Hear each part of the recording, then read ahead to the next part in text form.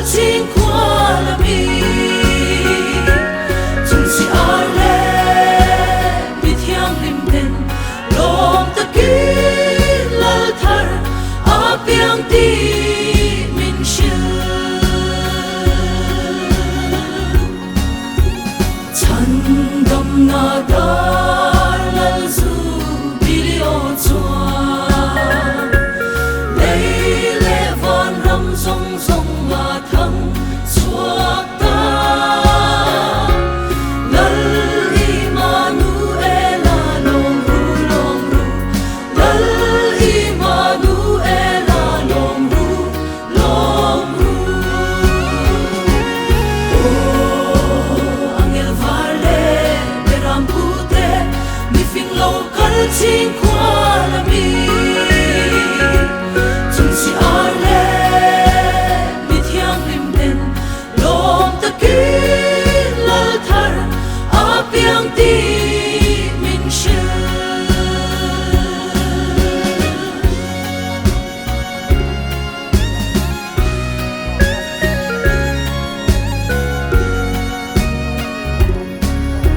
angel ten tha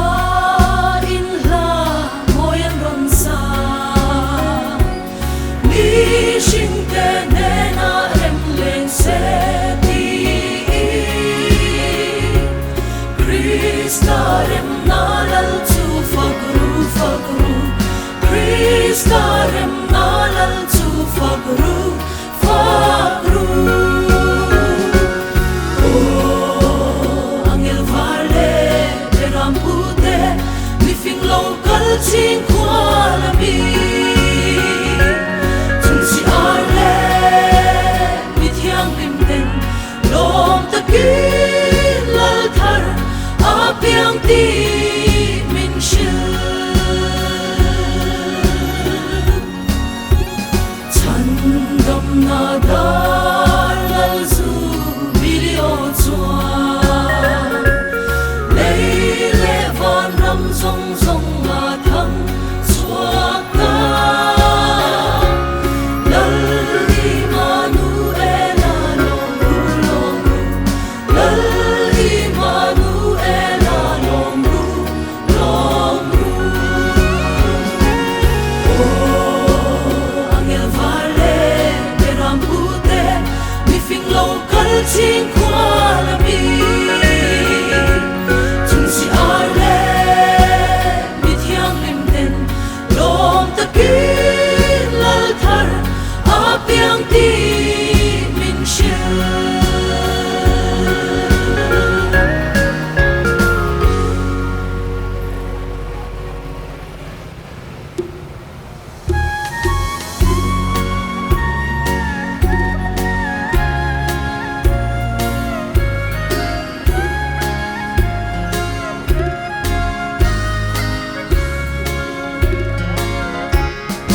ram thiang lima lal lo piang chu chung lam ar si chuan apan zela mi fing ama zong tu te pokha ar si chuan ena kei po chu ar si en chu pan zeli lal piana bun to Bethlehem min thena oh Bethlehem ta ka then ma chua zolovin ka kala chun ar si en chuan min shwai zela mari choi lai na sen su kamu anga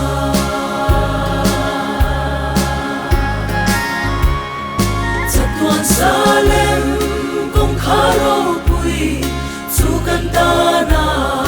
ron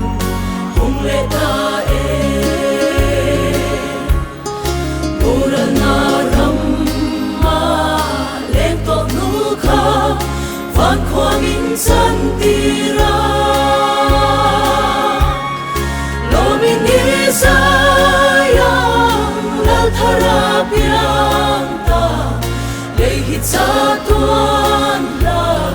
moin mor vero se o Bethlehem ta ka khen ma chuan zola ving ka kala chun ar si en chuan min shwai se la ma mari choi lai na sen su ka mu anga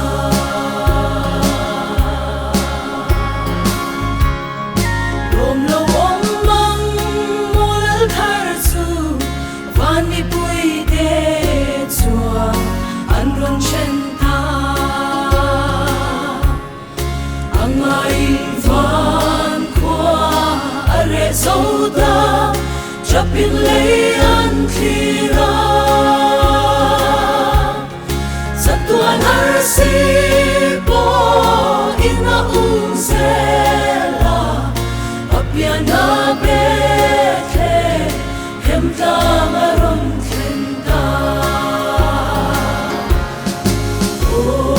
Bethlehem ta ka khen ma chuan zolo ving ka kala chun ar si en chuan min shwai se la ma mari choi lai na sen su ka mu anga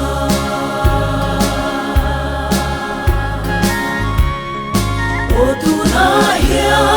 ni kalam u mun ko har lam chu ipan se lang Leila ten ama do ma se la mi pui de song bo i ke chu ka la du ka lung lai dem tu mun ko har ra po ama min om puyang o Bethlehem ta ka khen ma chuan zolo ving ka kala chun ar si en chuan min shwai se la ma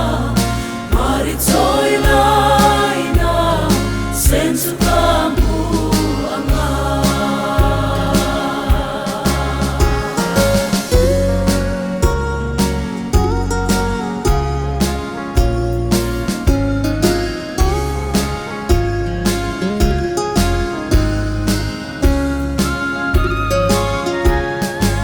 o tu na ya ni kalam u mun ko har lam su ipan se lang legal ten ama do ma se la mi pui de song po i ke chu ka